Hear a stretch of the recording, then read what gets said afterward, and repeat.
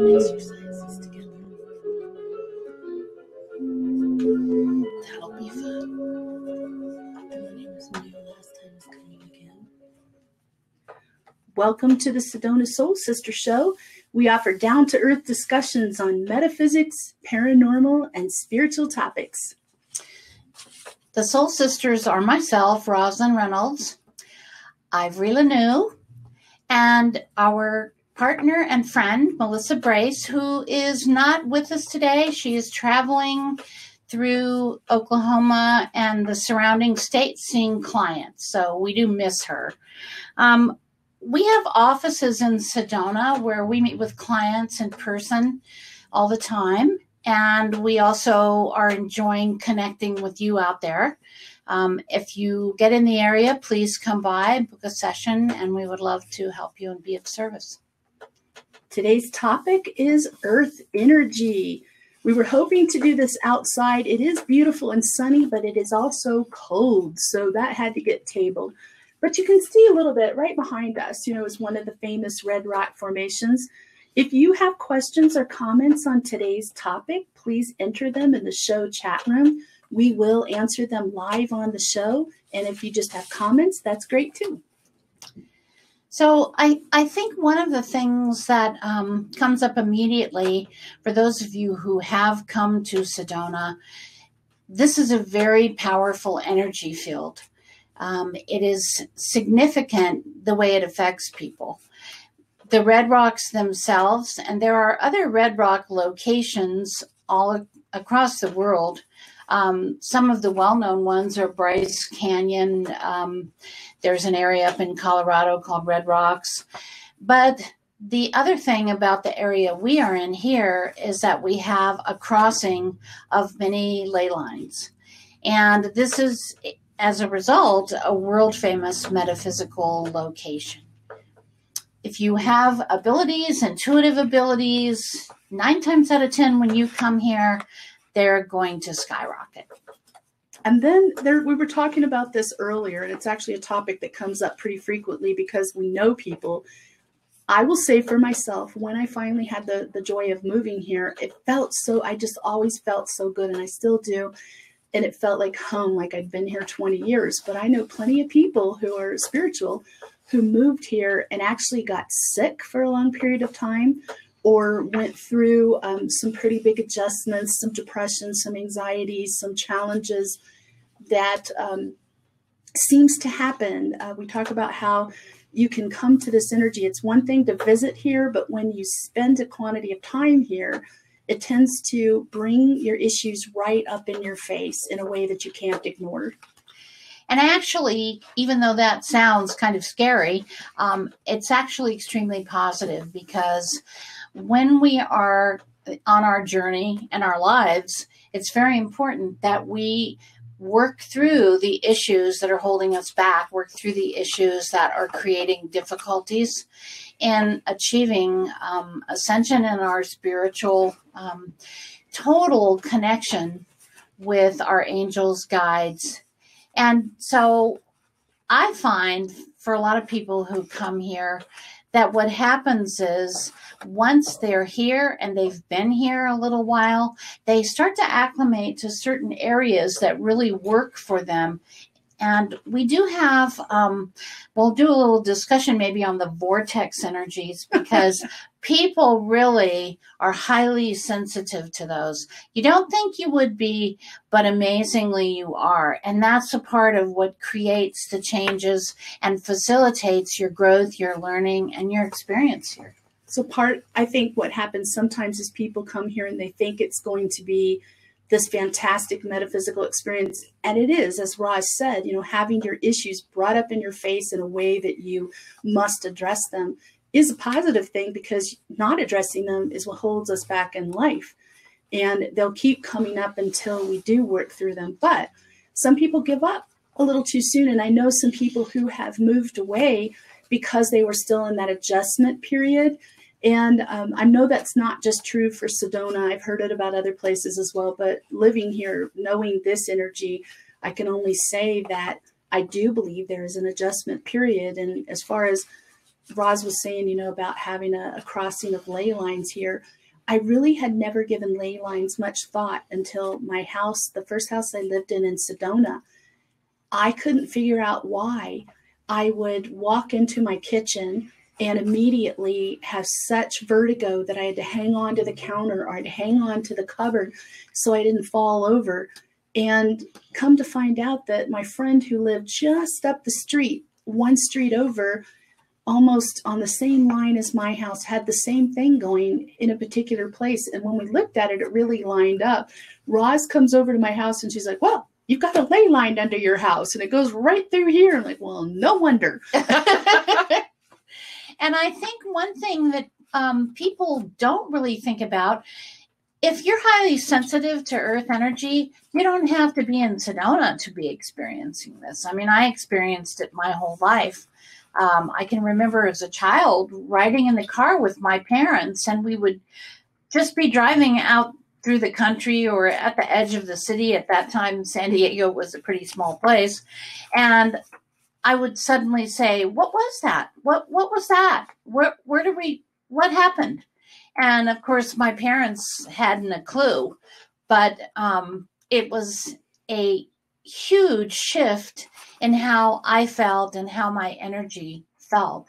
And people who live all over the world are experiencing this, but they don't know what it is. They don't realize you're crossing a highly sensitive field, that your body, which has an energy field around it, our auric field, is very sensitive to these lines and other magnetic fields going on. So pretty powerful when you start to think about how it's impacting you. A lot of times, and I think Roz is the one who inspired me to really delve into this topic a lot more. And it's interesting because after she educated me on a lot of this and I started paying more attention to my reaction to it, then clients started coming in and they'll say, I moved to this new town and I just love it there. I've always loved it. And I don't know, I feel weird in this house. And when I really tune into where they live and their energy, it's a mismatch in energy.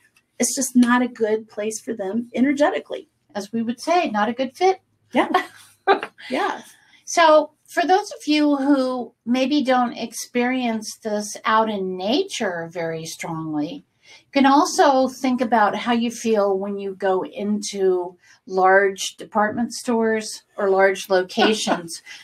I have such just a wild ride when I go into certain really large department stores. A grocery store can be this way too, but what happens is when you think about it, there's a ton of electrical energy flying around you there. There's also electromagnetic field. They have their computers. They have their wiring. Their wiring, electrical wiring gives off. They have all of the cell phones of all the people in the stores and the energy of the people in the stores themselves. This is a huge impact. And I would have these crazy experiences where I would go in with a list. I knew why I was there. And by the time I got to the back of the store, I would have brain fog. I would feel so tired, like, oh my gosh, what is wrong with me? And this was when I was young, before I really started doing any research. All of that stuff was still present, and it's still present now. So give that some thought, because it really has a huge impact. And when you walk out of those stores, then you're back out on the earth energy field. So you're again experiencing that. So think about how you feel all over and how your body is responding to where you are. Along that line, I had this crazy thing happen to me about a month or so ago. And I came in and told Roz the next day, I'm like, oh my gosh, okay. There's a store in a nearby town here, and I needed to just pop in. I'd never been in there before. It's just a little convenience type place. I needed to pop in and grab a few items. And I stepped into the store. I took about 5 steps, and I walked into this, what felt like, I couldn't see it, but it felt like this thick wall of gel, and I was stuck in it. And everyone's walking around me and looking at me like a nutter. And I honestly thought I might be having a stroke because I never felt this before. I couldn't lift my legs. It was real effort to break forward through whatever that barrier was. And then I kind of stumbled out of it. And then I had terrible vertigo even the rest of the time I was in the store. And I just like, okay, I'm never going in that store again. and Roz, I went to Roz and she's telling me, you could talk about that, but that's what it felt like. I have been in that same location and experienced the very same thing. And I just do not go into stores like that. I do not go into energy fields that I know are going to have a huge impact. Now, I'm a great believer in the power of crystals and organite. So I use those things to help balance, and I ground and get myself really calm. But there are just some places that are too intense for, those of us who are highly sensitive. So if you experience things like this, don't automatically assume that, you're having a medical event or you're having, it's not a stroke. Wait a minute. Yeah, get out of there and sit down and really relax and tune in and see what's really happening, because our whole body responds to these energy fields. There are a couple of vortexes here in the Sedona area, and I'm pretty convinced that this entire valley is a vortex field. I agree. But there's a couple of vortexes here in town that when I first actually moved here, which was in 2004, I tried to go to those locations and I literally could not do it. One of them, it felt like I was being stabbed by a million needles all over my body. That's a clue. It was like a huge electrical field was what I felt like I was in. Needless to say, I beat feet out of there. And the other one, when I would go into this area, the closer I got, I would hear, I also felt the vibration in my core, but I also heard this extremely loud hum, very low frequency hum. Mm. And I've had other people mention that they felt and heard the same things in that area. So I know that that is an energy field there that's creating that. So give it some thought. I mean, there's a lot of information about these experiences and ley lines and their effects online. I've been reading about this stuff for quite a few years. Had some books in the old days before we had the internet that I just was fascinated with, because I started to realize that this is stuff that I experienced from the time I was a kid. And that brings up a really good point about how this is not all about Sedona, but we bring up Sedona because it is a world-renowned place for its energy due to the vortexes, the ley lines. So I want to say, even here in Sedona, there are places that are going to feel wonderful to you and places that you might feel like you can't get a breath or you feel oppressed or even start to feel angry. That's how you're feeling different energies. So wherever you live now, different places, different homes, different pieces of land have a different energy. And if you're a spiritual person, probably are watching this show, and you're working on raising your vibrations, I am sure that as our vibrations raise, sometimes where we lived and we loved it there and it felt good, suddenly that doesn't fit for us either, because we're no longer of the right vibration for that land. And the other thing that we really have to address here is the changing magnetic field of the Earth right now. The poles are shifting. We're in a huge shift. The magnetic field actually is not just of the Earth. It's also of the alignment of the planets and the sun. So all of these things contribute. And I know for a fact, I can tell, I do get an email to notify me, but I can very much tell when we are having a geomagnetic storm. Yeah, you always by how I feel. Mm-hmm. And it happens the moment it occurs with the sun. The moment the sun, shoots forth its amazing energy, I feel that. I don't have to wait until the earth is enveloped in that magnetic field. So sounds pretty sketchy, pretty weird, but we are very sensitive beings, and kind of like we're cultured to not think that. So I think it'd be helpful for people to hear what you feel, what's the difference in how you feel when you know there's this geomagnetic storm coming. The first thing that happens is I go into extreme periods of vertigo. And I mean, I can do that driving down the road, but I can feel these kind of like waves of it hitting me. And I also start to feel sort of brain foggy, and I feel tired. I feel so tired. And I usually immediately go and plant myself under some crystals, or, sit in one of the pyramids that we have and rebalance myself. But once I connected those feelings with these geomagnetic storms, I started to realize, wow, I need to do like damage control so I can function during those things. And that's a really important thing to realize is, we live in a world where you don't get to go, oh, I can't function today. Not really. So we have to really get ourselves into a state of alignment where we are dealing with what we're being bombarded with in our energy field. I do think it's more intense than it's been before. As you were saying, like this vertigo, like I'm noticing a lot more frequent periods of excessive vertigo, the brain fog, the exhaustion. And when we talk to people across the country and even out of the country who are clients and colleagues, they're going through the same thing at the same time. Yeah. So it's happening more frequently. It used to be a few times a year, and now it seems like every month there's a period of this. So it's definitely hitting people, and the more you work on yourself and raise your vibrations, the side of that to be aware of is how it affects you more severely.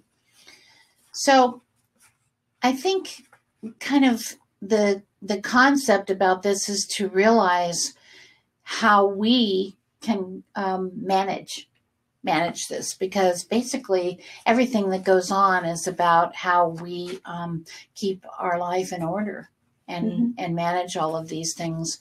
And really, you have to find the thing that works for you. That's important too. I mean, I've been researching a lot and finding the things that really come into alignment with my sensitivity. And I do spend, like you, a certain amount of time every day getting balanced, calm, and focused. But I think one thing for those of us who are joining us would just be to research this a little bit, to start to keep a journal or a log or keep track of when you're experiencing these things, so you can make the correlation of what's really going on. One thing for me, it's actually something that I learned that helps empaths, and I'm an empath, but I've noticed that it helps me. You were talking about, let's say, like a Walmart. I used to not be able to go into a Walmart, and I thought it was just other people's energy, but I realized it's that, and it's more than that. So I shield myself. There's a technique where I shut down my upper chakras and open my root chakra. Force it like right before I have to go into a big place, a big store, anywhere with a lot of people. And then I'm shielded from all of that energy. I think that I still am working on shielding myself from earth energy. That's harder. Like when you're driving and suddenly, vertigo. And there's, you got to pull over to the side of the road somewhere. That's not good. Exactly. But it happens too frequently. It does. And there are certain places you can kind of keep track of a little bit. Like anytime you enter a large volcanic area, there's a tremendous amount of earth energy that's flying around literally in those areas. So if you enter a very active volcanic field, one that comes to mind for me is I many years ago lived up in the Pacific Northwest, and I would have occasion to drive by Mount Shasta. And Mount Shasta, to me, has an incredible energy field that reaches very far out from the actual mountain itself. And of course, all kinds of metaphysical stuff goes on there. So you know that those multiple dimensional fields that are running concurrently. They're really powerful. But I happened about 10 years ago, I took two of my children and we were heading up to the Pacific Northwest, and I stopped to get some food. And that was the closest place. Everybody was getting hungry, pulled off, and both of my kids who were in the back seat were immediately going, I don't want to be here. I don't want to stop here. This doesn't feel good. I want to leave immediately. And that's how I always felt there too. Some people go into that vibrational field and it's just amazing for them. Other people like us, we were like, we got to go. Well, probably you didn't need what that energetic field has to offer. Yeah. But those who do are going to revel in it. They're going to feel wonderful. They're going to be able to blossom personally and with their gifts. But if you don't need it, then it kind of pushes you out, doesn't it? Yeah, I think so. And I think when you really think about this, I've heard people talk about going into Yellowstone, which is, you know, a gigantic volcanic caldera. I've heard people talk about going up to Crater Lake in Oregon and experiencing different things. Any volcanic field, any ley line that you cross there, if you're sensitive, there is going to be a reaction. So knowing that really offers you the opportunity to plan ahead and kind of deal with it. It's a good thing. It is. There's like a certain corner we know of on our way to work that both of us get vertigo as we go. And unfortunately, it's turning from our road onto the highway. So that's a very bad place to get constant vertigo. So you got to kind of gird your loins for that turn onto the highway. You never know. We really get ourselves ready to pass through. There's another area that I drive by every day. Sometimes there's nothing going on there, but there is a vortex that moves into that area as it's spinning, and I just can feel it right before I get there, and I know, okay, get a grip. Is that right on the highway outside of where I used to live? That's a little ways further inland. It's right out where you come down the hill into town on the west end of the 89A. So I just prepare myself for that.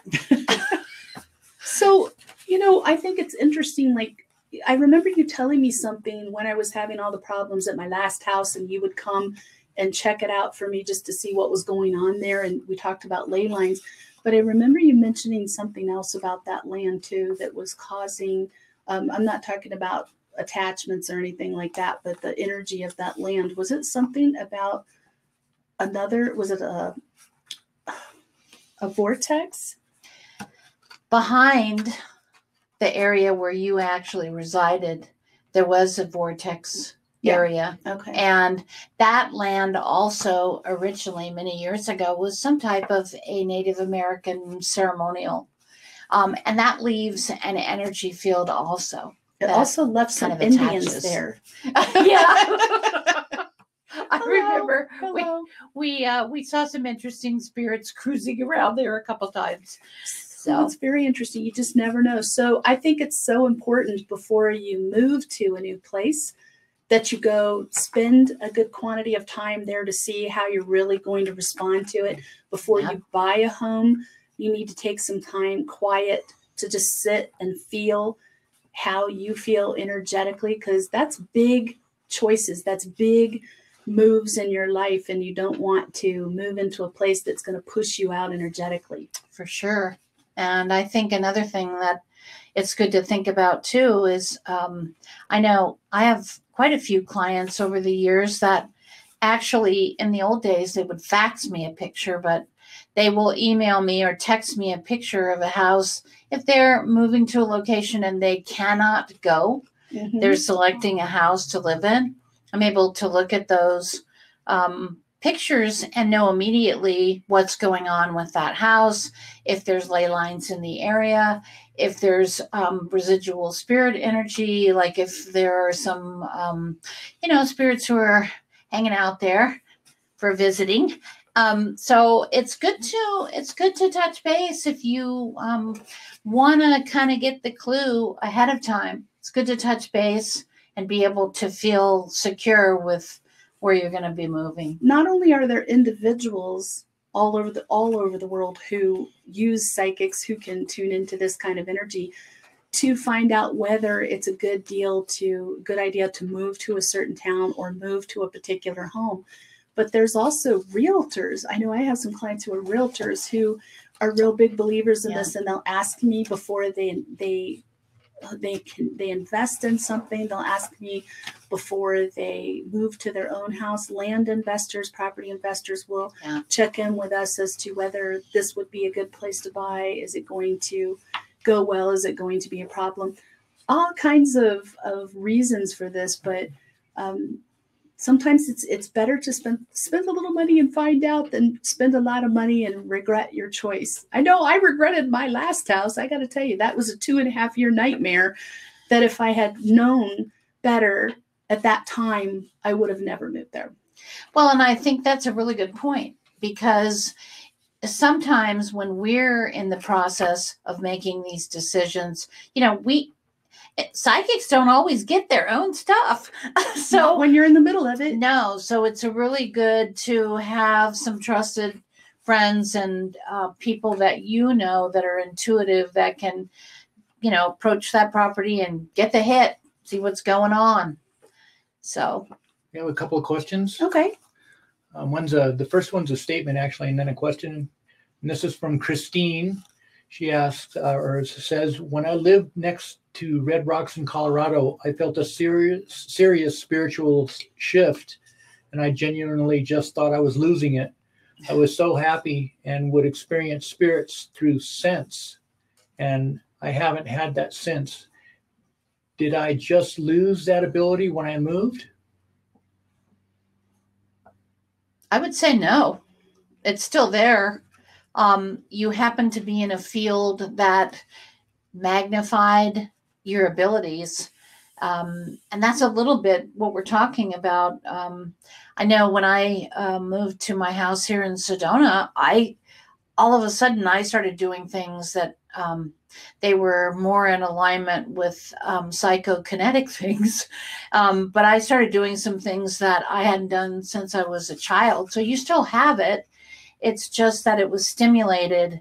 The Red Rocks have a lot of iron in them, and that's another factor too. And you can actually do some research about this online, and it will actually, you'll see it written up where people move into areas adjacent to Red Rock areas that are not even here in Sedona, and they start to experience all kinds of metaphysical or paranormal. And I think that comes down to as well, like if you had an ability in one place and you felt really happy and you felt like you were blossoming. And by the way, I smiled when you said, when Ed was reading your question about you thought you might be going crazy. We hear that all the time. A lot. And I know I went through that too, feeling like when things really started to happen, I thought, oh my gosh, I'm going crazy.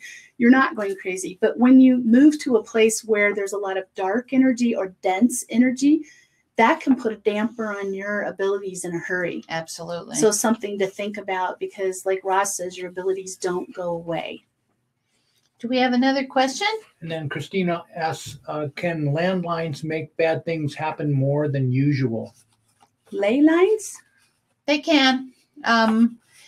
Depending on the energy coming off of those lines, most people assume that it's such a strong energy that it does impact you in a negative way. That's not always true. But what I find is if you need to break that effect, if you're experiencing, there's a lot of information, not so much here in the US, but on the international, like British scientists have done a lot of work on that. And there are higher incidences of disease. There are higher incidences of depression. There's some higher incidence of people feeling like they just don't want to go on with their lives. So there are ways to interfere or to break that energy and stop the flow of that into your area. So it's something to think about, because it can definitely impact you highly. So that's a really good question. Yes. About a minute to go. Okay, it's all you, Okay, Miss Ross. well, we'd like to thank you for watching the Sedona Soul Sisters show. Thanks for joining us today. If you'd like more information about us and our services and everything we do, we are located here in Sedona, and you can go to our website, sedonasoulsisters.com. We have a lot of info on there about our abilities and also how we can provide services to help you too. Yes, and tune in next week. Our topic will be how to prepare yourself for love. Very exciting. We hope that you have an enlightening week. Many blessings to you all.